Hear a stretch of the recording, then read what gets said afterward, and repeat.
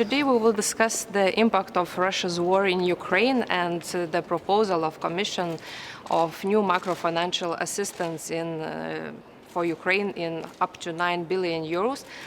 We are pleased with this proposal, but also we think that at the same time we must discuss about the next phase, about the reconstruction of Ukraine. And Lithuania, together with other 3 member states, with Slovakia, Estonia and Latvia, prepared a joint paper where states that we must find legal ways to use Russian central bank assets for reconstruction of Ukraine.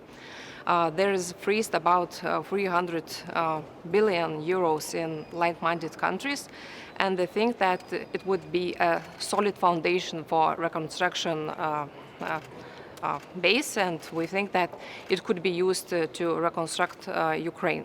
And at the same time, it would be a wise decision and a right decision because the aggressor must pay. And we think that the Russian central bank freezed assets, could be treated as a war reparations. And at the same time, we urge other countries not to delay the adoption of 6th sanction package, because we think that we must create a situation where continuing the war in Ukraine for Putin would be too painful. And we think that the 6th package of sanctions could push Putin to discuss peace with Ukrainian authorities.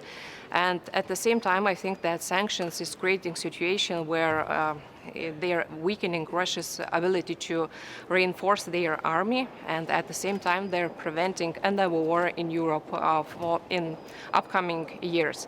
And talking also about the impact of sanctions, we must understand that we must continue the energy independence projects, and Lithuania is leading by example.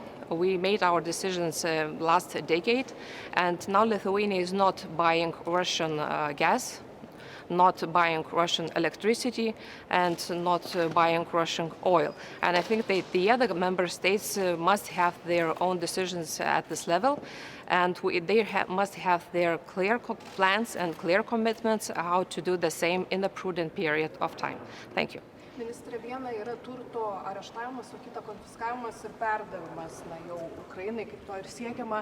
Kaip manot, ar tai realu, ar tai yra įmanoma, turint omenyje ir teisininkų brigadas, kuriuos turbūt jie pasitelks? Europos komisija šiuo metu nagrinėja galimybės, kaip būtų galima ne tik tai užšaldyti Rusijos turtą, bet taip pat panaudoti Ukrainos atstatymui. Matom, kad tas pačias diskusijas turi ir Jungtinės Amerikos valstijos, ir Kanada. Kol kas kalbama tik apie Rusijos oligarchų turtą, bet aš manau, kad neišvengiamai turėsime pereiti prie to, kad bus kalbama ir apie Rusijos nacionalinį turtą, tai yra Rusijos centrinio banko aktyvus, kadangi pagrindiniai pinigai visgi yra būtent ten.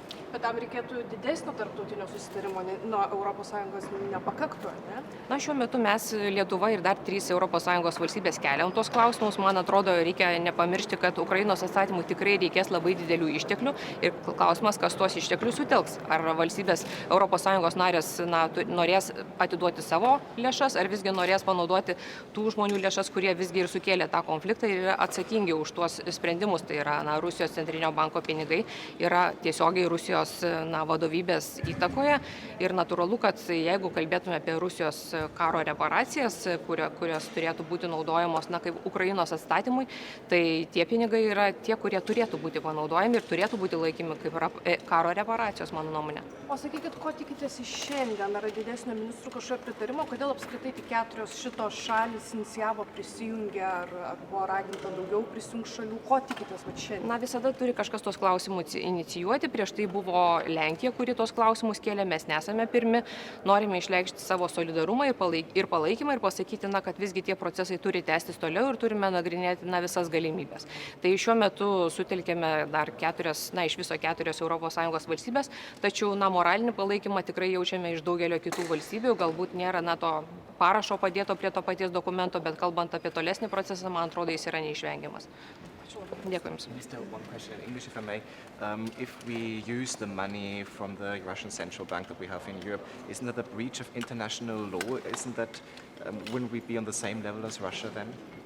I think that these assets must be treated as a war reparations, and we must find the legal ways to use it. It's not that like it just seizing and using it for our own good.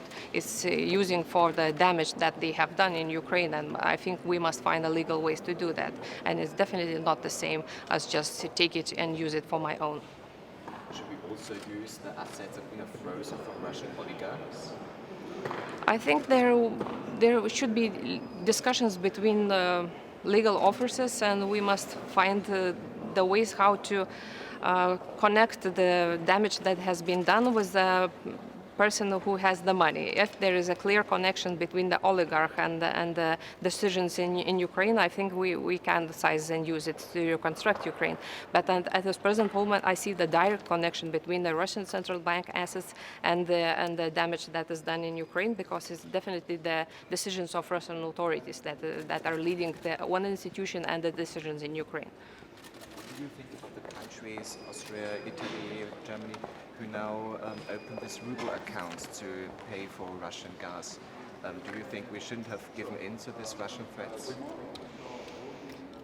I think all these countries must have their clear plan and very clear commitment how to say goodbye to Russian gas in a very short and ambitious period of time. If they cannot do it at the present moment, I can understand that this is very tough decisions, but you have to have commitment at a very short period of time, because it's really damaging this current situation, but also in a longer period of time, because you give this money to Russia to reinforce their possibility to reinforce their army, maybe to have another war in Europe, to threaten the other European member states, and I think it's not just not right. Do you see any improvements on getting Hungary to approve of the oil sanctions? I think this question is not to me. I'm just hoping that the good for all member states would win, and the decisions by Hungarian authorities would be made in a very short period of time. Thank you.